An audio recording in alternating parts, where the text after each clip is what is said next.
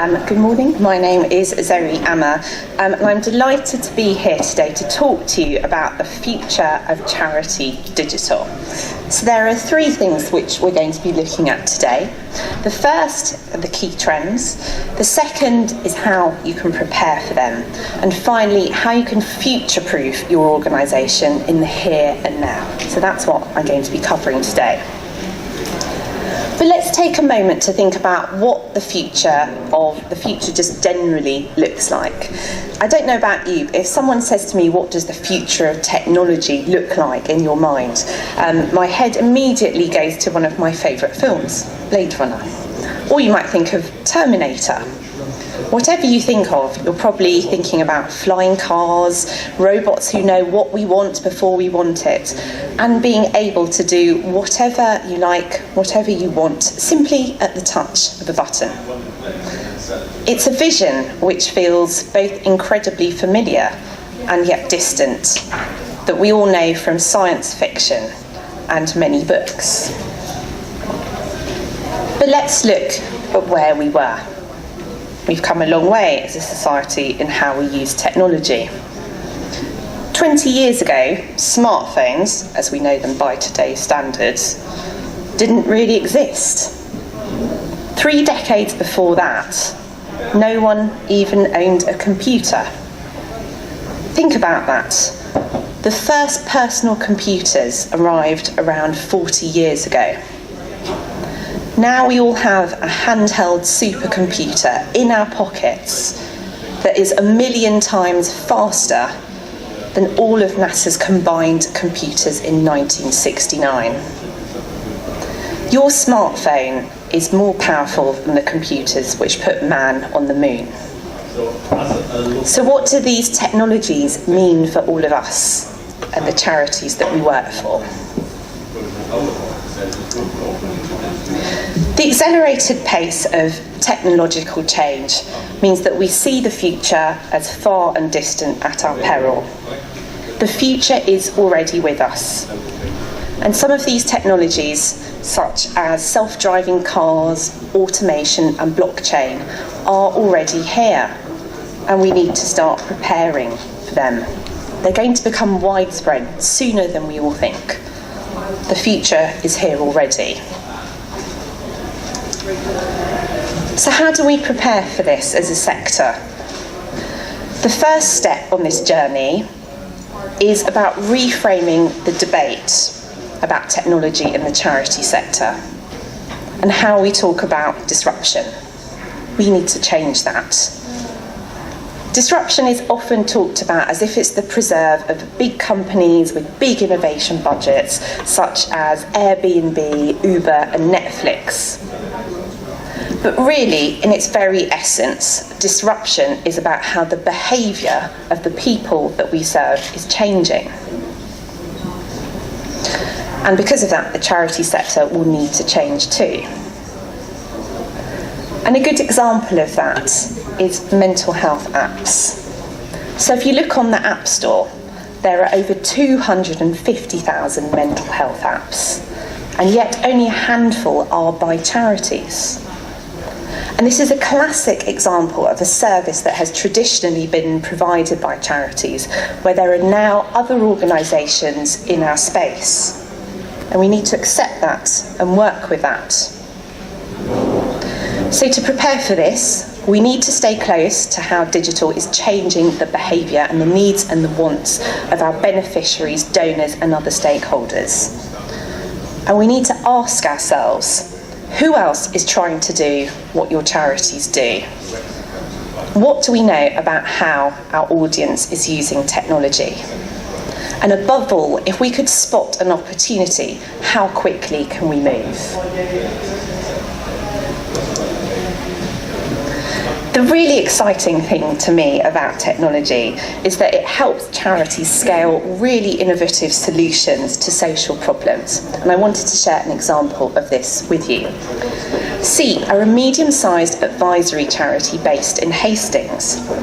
They knew that many disability allowance applicants really lack confidence when they go for interviews about their entitlement benefits. So they developed an app called SEE App to help these beneficiaries navigate the system and advocate for the benefits that they are entitled to. And almost 200,000 people have now used SEAP, multiplying the charity's reach 1,500 times. And the technology here is not especially new or innovative, but what SEAP have done is think creatively about how they can solve one of the biggest challenges facing their beneficiaries, using digital to help more of them.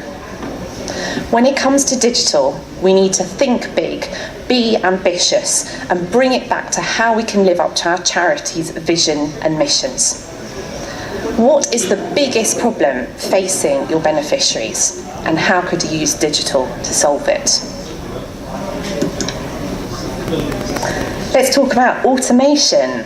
And for those of you who aren't familiar with the term, it's where a manual process is replaced by technology that can perform it automatically. There seems to be a news story about this every few days and the impact on employment. And as you'll see from this news story that I've picked out here, it could affect 1 in 3 jobs in Wales. That's not unusual, by the way. I'm seeing roughly a rate of 1 in 3 for most of the surveys that have been done about the impact of automation. But again, with this change, I believe will come opportunity. My hope is that more of us will be freed from dull administrative tasks and be able to concentrate on what we are good at, such as working with people or solving really complex problems. But in order for an organisation to stay ahead as automation becomes more widespread, charities and the people who work for them will need to develop really deep technical expertise. They'll need to develop the skills that the robots are unlikely to have in our lifetime, such as emotional intelligence and lateral thinking. And these are the kinds of skills that will help the charities of the future thrive. So how can we prepare for this? We need to understand what skills we have in our charities now and how we can start to acquire the skills I've discussed. We need to think about how we change how we hire. We need to be more creative with that. And if you're wondering how to automate, my advice is to start small. Map the processes that you currently have as an organisation and think about where you can use existing technology that's out there to make things more efficient. And this could be simple things such as MailChimp or chatbots. I spoke to someone from a charity last week where they run a lot of training. And every time someone expresses an interest in one of their courses, they send an email to one of their members of staff, who then has to send an emailed registration form to everyone who's expressed an interest. And that can be hundreds of emails every week. If that process was automated on MailChimp, then that would free that really talented member of staff up to focus on selling more places on the courses, marketing them, and being able to give people who come on them a really, really positive experience. Let's talk about blockchain. So blockchain, it's here, and the Bank of England are already investing in it, and the Land Registry are currently starting to use it as well. And as we can see, the reason why people get so excited about it is that as a system, it's pretty innovative. It's essentially a digital public ledger containing records of transactions. And no one person controls the ledger, and it doesn't exist in a central location. It's a really radical, really innovative and exciting idea. And we're already starting to see it being used. So I've heard of NGO organisations using it to move money to refugees. And the UN have used it as well, giving Syrian refugees cryptocurrency vouchers, which they can spend at grocery stores in refugee camps.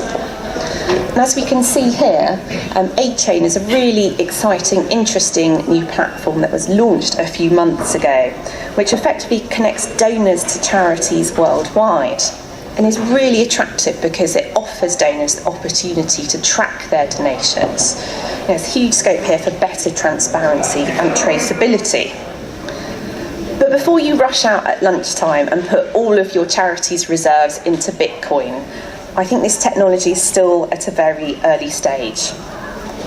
St Mungo's did a really innovative blockchain fundraising campaign just over a year ago, and I was surprised to see that it only raised about £5,000. I think the big issue here is not so much the technology, it's the technology is not yet widely trusted, so it's not yet scalable. But it will reach a tipping point sooner than we all realise, and we must be ready for it. We need to keep an eye on how this is changing our beneficiaries, donors and stakeholders' behaviour. Finally, we need to ask ourselves some really tough questions about the platforms that we use in the here and now. Companies like Facebook are already using incredibly sophisticated technology. The algorithms that they and other platforms such as Pinterest use can form opinion for good or bad. They can change the outcome of elections, and as we saw in a tragic case a few weeks ago, make it all too easy for vulnerable young people to find images of self-harm, which in one tragic case caused a young woman to take her own life. And we've seen the impact of this even a few days ago, as we saw that the video that was made during the Christchurch shooting was uploaded to YouTube at a rate of 1 per second and edited so that it would elude moderation filters.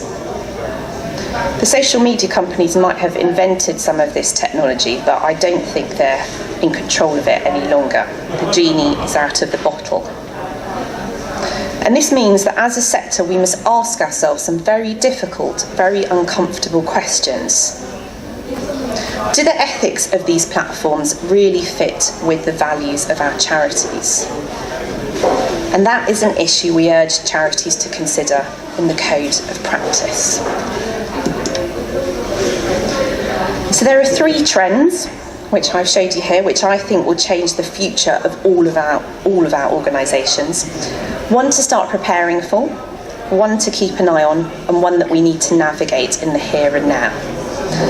I encourage you to explore that through the Charity Digital Code of Practice and get that conversation going with your trustees and your colleagues about where your charity is at with digital, what is going well, what could be developed, and how you can start preparing for the future. I want to leave you with a final thought. As a sector, we excel at driving change. And that is the approach that we must take to technology if we are to continue helping the people that we serve. Thank you for listening.